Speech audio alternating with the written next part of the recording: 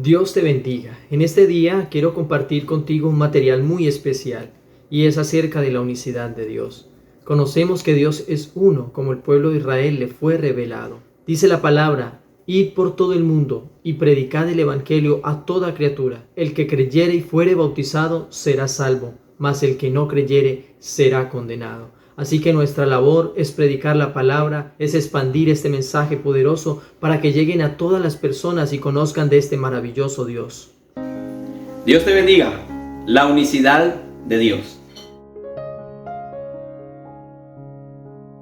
La primera carta del apóstol Pablo a Timoteo, en el capítulo 3, en el verso 16, nos dice: e indiscutiblemente grande es el misterio de la piedad. Dios fue manifestado en carne, visto de los ángeles, predicado a los gentiles, creído en el mundo, justificado en el Espíritu y recibido arriba en gloria. Hoy muchos debaten y están pensando si Dios es una Trinidad, o Dios es una unidad, o Dios es uno. Pero realmente debemos trasladarnos a lo que la Escritura nos enseña. Todo lo que no esté en la Escritura solo serán argumentos.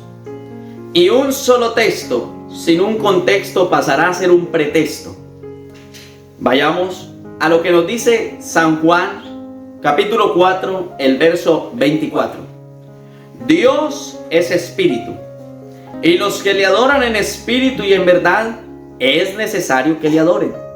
Así que un espíritu no tiene forma corpórea, no tiene forma material.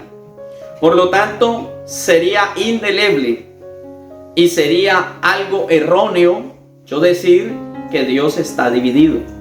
Porque si no hay materia, no puede haber una fracción. Lo único que se puede dividir es lo que es tangible y lo que podemos tener a nuestro alcance. Pero Dios es espíritu. Y es más, la Biblia nos dice que a Dios nadie le vio jamás. El unigénito Hijo del Padre le ha dado a conocer. Pero es que Jesús oraba al Padre, y es que Jesús siempre decía: el que me envió es el que hace las obras, el que me envió es el que habla estas palabras, el que me envió es el que hace milagros. Muy bien, ya lo leíamos al principio. E indiscutiblemente, es decir, que no puede haber discusión. Jesús es Dios manifestado en carne. Por eso el apóstol Pablo en una de sus cartas dice: por cuanto los hijos participaron de sangre y carne, él también participó de lo mismo, hecho semejante a los hombres. Pero luego dice que Dios se humilló y se hizo obediente hasta la muerte y muerte de cruz. Jesús se humilló y se hizo obediente hasta la muerte y muerte de cruz. Por lo cual Dios también le exaltó hasta lo sumo y le dio un nombre que es sobre todo nombre, para que en el nombre de Jesús se doble toda rodilla, de los que hay en el cielo, de los que hay en la tierra y de los que están debajo de la tierra. Si observamos a cuántos vio Isaías en el capítulo 6, él dice que en el año en que murió el rey Usías, vio al Señor sentado sobre un trono alto y sublime, y sus faldas llenaban el templo. Bueno, hay una connotación y una anécdota o un comentario histórico que nos enseña que los reyes, entre más larga tenían su capa, eso significaba el poderío y las conquistas que habían tenido en batallas. En este caso, Dios muestra esa visión a Isaías, queriendo decirle que Él es el Rey de Reyes y Señor de Señores. Pero entonces, ¿por qué Jesús, cuando oraba al Padre? Jesús, como hombre, era 100% hombre. Lloraba, comía, padecía dolores, dormía y hacía cosas como ser humano. Pero como Dios, era absolutamente Dios en un cuerpo de carne.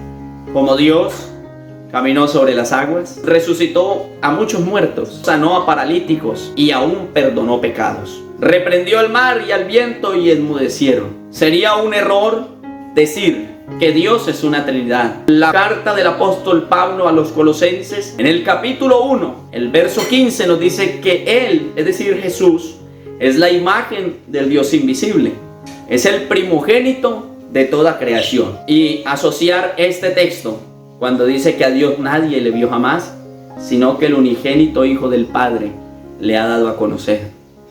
Es decir, que Jesús es Dios manifestado en carne. Es la imagen visible de aquella sustancia espiritual que nosotros no podíamos ver, no podíamos recibir, porque recordemos que Romanos el capítulo 3, el verso 23 dice que todos pecamos y estábamos destituidos de la gloria de Dios.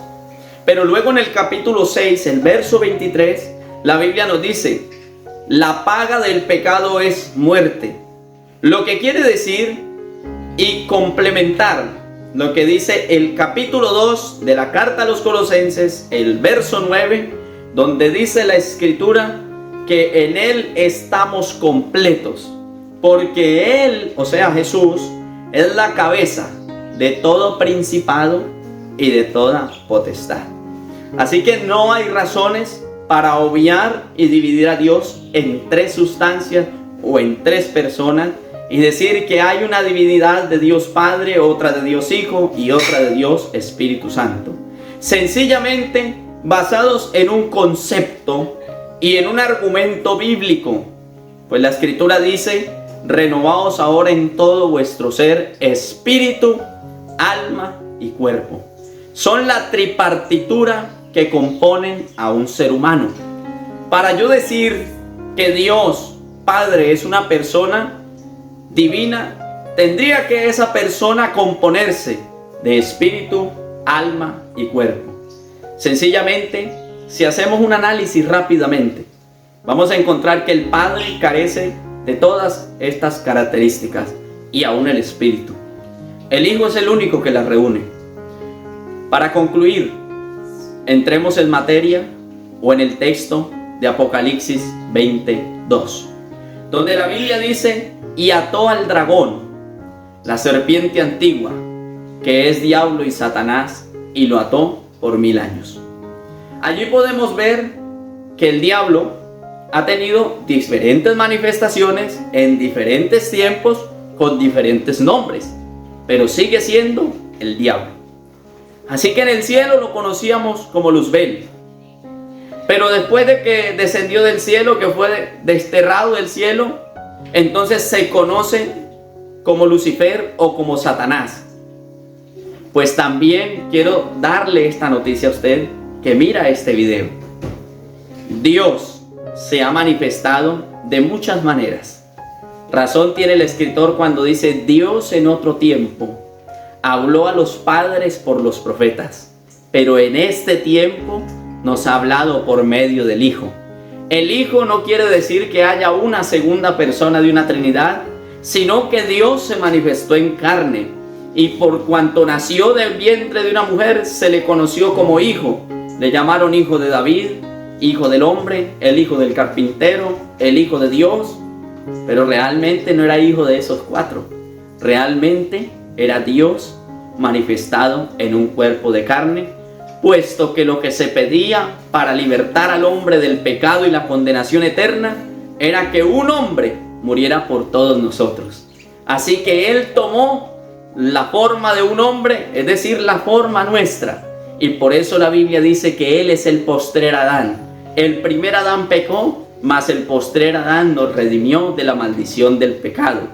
Y por eso es que la Biblia dice: Dios le dio un nombre que es sobre todo nombre.